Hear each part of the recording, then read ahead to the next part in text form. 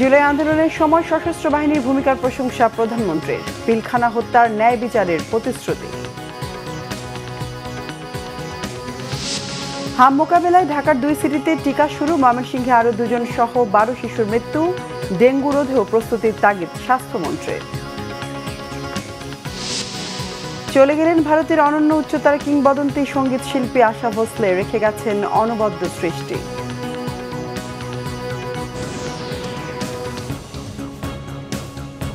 দেখছিলেন crown cement সংবাদ শিরোনাম।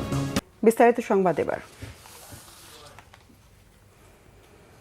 সশস্ত্র বাহিনী দরবারে প্রধানমন্ত্রী তারেক রহমান বলেছেন, এ বাহিনী কোনো ব্যক্তি, পরিবার বা দলের সম্পদ নয়, রাষ্ট্রের স্বাধীনতা ও সার্বভৌমত্বের জন্য গঠিত জাতীয় প্রতিষ্ঠান।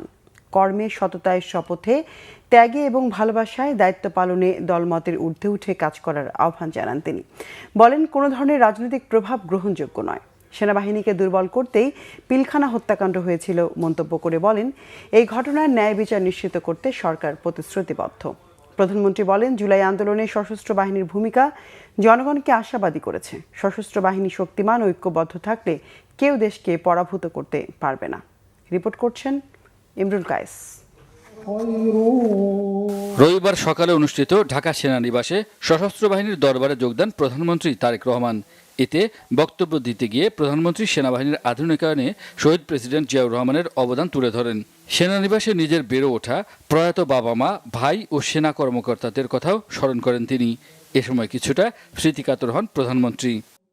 আমার শৈশব কৈশোরের স্মৃতির অনেকখানি দখল করে রয়েছে সশস্ত্র বাহিনীর কঠোর নিয়মানুবর্তিতা এবং দায়িত্বশীলতা। কুচকাওয়াজের শব্দ আর বিউগলের সুর আমার অতি পরিচিত। সেনা পরিবেশেই আমি আমার পিতা, মাতা এবং আমার একমাত্র ছোট ভাইয়ের সঙ্গে বেড়ে উঠেছি। আজ আমি আপনাদের সামনে সেনা নিবাসে এই দরবারে যখন দাঁড়িয়েছি, তখন আমার মা, বাবা, একমাত্র ভাই আর আমাদের মাঝে নেই। এমনকি আমাদের সকলের স্মৃতি বিজড়িত সেনানিবাসের বাড়িটিও আমাদের কাছ থেকে কেড়ে নেওয়া হয়েছে। সেনা পরিবেশে বেড়ে ওঠার কালেই অনেক প্রিয় মুখের কথা এই মুহূর্তে আমার মনে পড়ছে আজকের এই অনুষ্ঠানে।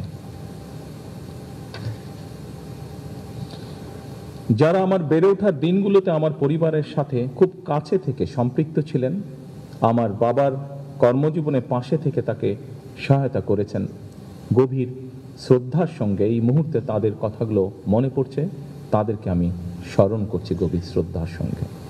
প্রধানমন্ত্রী বলেন, সেনাবাহিনীর সদস্যদের সর্বোচ্চ পেশাদারিত্ব বজায় রেখে কাজ করতে হবে। দায়িত্ব পালনে কোনো ধরনের রাজনৈতিক প্রভাব কিংবা বিভাজন গ্রহণযোগ্য নয় বলে মন্তব্য করেন তিনি। স্বাধীনতার ঘোষক সাবেক সেনাপ্রধান শহীদ প্রেসিডেন্ট জিয়াউর রহমান, সাবেক প্রধানমন্ত্রী দেশনেত্রী মরহুমা খালেদা জিয়া বিশ্বাস করতেন এবং বর্তমান সরকারও বিশ্বাস করে, বাংলাদেশের ধর্মীয় সামাজিক মূল্যবোধে উজ্জীবিত দেশের জাতীয়তাবাদী শক্তি এবং সশস্ত্র বাহিনী যদি শক্তিমান এবং ঐক্যবদ্ধ থাকে, তাহলে বাংলাদেশকে কেউ কখনো পরাভূত করতে পারবে না। সশস্ত্র বাহিনী কোনো নির্দিষ্ট ব্যক্তি, পরিবার কিংবা দলের সম্পত্তি নয়। সশস্ত্র বাহিনী একটি স্বাধীন রাষ্ট্রের শক্তি এবং মর্যাদার প্রতীক। রাষ্ট্রীয় সংবিধানের প্রতি দায়বদ্ধতা এবং জনগণের অবিচল আস্থাই হতে হবে সশস্ত্র বাহিনীর পথ চলার প্রধান ভিত্তি। দেশের স্বাধীনতা, সার্বভৌমত্ব রক্ষা করাই আমাদের প্রতিটি সদস্যের একমাত্র এবং পবিত্র চূড়ান্ত দায়িত্ব। আমরা এমন এক সশস্ত্র বাহিনী চাই যাদেরকে বহিঃশক্তি সমীহ করবে আর দেশের জনগণ রাখবে আস্থায়। পেশাদারিত্বের প্রশ্নে কোনো আপোষ না করে সশস্ত্র বাহিনীকে সবসময় একটি সুউচ্চ আদর্শিক অবস্থানে থাকতে হবে। তারেক রহমান বলেন, অতীতে সেনাবাহিনীকে দুর্বল ও বিতর্কিত করতে পিলখানা হত্যাকাণ্ড সহ নানা ঘটনা ও কর্মকাণ্ড করা হয়েছিল। পিলখানা হত্যাকাণ্ডের সঠিক বিচার করার আশ্বাস দেন তিনি। 2009 সালে বিডিআর পিলখানায় পরিকল্পিত সেনা হত্যাযজ্ঞ চালিয়ে সেনাবাহিনীকে দুর্বল করে দেওয়া হয়েছিল।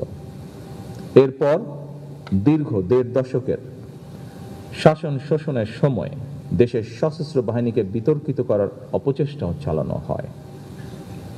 2024 সালে দেশ এবং জনগণের স্বাধীনতা রক্ষার যুদ্ধে সশস্ত্র বাহিনীর ভূমিকা দেশের স্বাধীনতা প্রিয় জনগণকে আশান্বিত করেছে। পিলখানায় বিডিআর সদর দপ্তরে সংগঠিত বেদনা বিধুর অধ্যায় আজও আমাদের হৃদয় এক গভীর ক্ষত হিসাবে রক্তক্ষরণ ঘটায়। সেই ট্র্যাজেডিতে আমরা আমাদের শ্রেষ্ঠ সন্তানদেরকে হারিয়েছি, যার সুষ্ঠু তদন্ত ও ন্যায় বিচার নিশ্চিত করা বর্তমান সরকারের একটি অন্যতম অঙ্গীকার। শুধু সেনাবাহিনী নয়, রাষ্ট্রের প্রতিটি খাতের সংস্কার ও উন্নয়ন করা হবে বলে জানান প্রধানমন্ত্রী তারেক রহমান। জুলাই সনদ বাস্তবায়নের বিষয়েও প্রতিশ্রুতি পুনর্ব্যক্ত করেন তিনি। জুলাই সনদ স্বাক্ষর করেছিল, যেভাবে সনদ স্বাক্ষর করা হয়েছে, বর্তমান সরকার স্বাক্ষরিত সনদের প্রতিটি দফা যথাযথভাবে বাস্তবায়ন করতে বদ্ধপরিকর। ইমরুল কায়েস, বাংলাভিশন, ঢাকা। অফিসার এবং সৈনিকবৃন্দ, হামের প্রাদুর্ভাব মোকাবেলায় ঢাকা উত্তর দক্ষিণ সহ ময়মনসিংহ এবং বরিশাল সিটি কর্পোরেশনে শুরু হয়েছে হাম রুবেলা টিকাদান কার্যক্রম। তা চলবে 20 এপ্রিল পর্যন্ত। ঢাকায় নগর ভবনে স্বাস্থ্যমন্ত্রী সর্দার সাখাওয়াত হোসেন শিশুদের হাম টিকাদান কার্যক্রম উদ্বোধন করেন।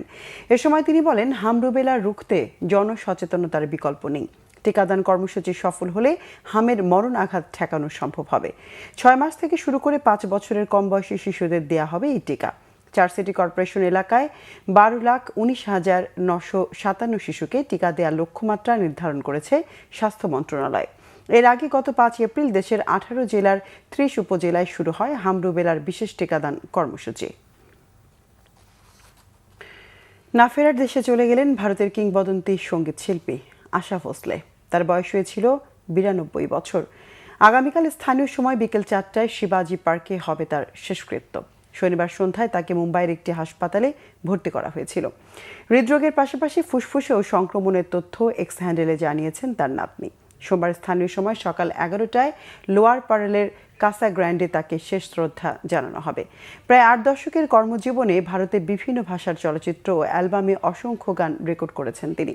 দাদা সাহেব ফালকে, পদ্মভূষণ সহ অসংখ্য পুরস্কার আর সম্মাননা পেয়েছেন। গ্র্যামির জন্য মনোনীত হয়েছিলেন 1997 সালে। শাস্ত্রীয়, লোকসঙ্গীত, পপ থেকে গজল, বিভিন্ন ধারার সঙ্গীতে অসাধারণ দক্ষতা তাকে নিয়ে গেছে অনন্য এক উচ্চতায়। দর্শক, এই ছিল এখনকার মতো। পরের সংবাদ সন্ধ্যা 6টায়। এর আগে 5টায় রয়েছে নিউজ টপ 10 দেখার আমন্ত্রণ রইল। এতক্ষণ সঙ্গে থাকায় ধন্যবাদ সবাই।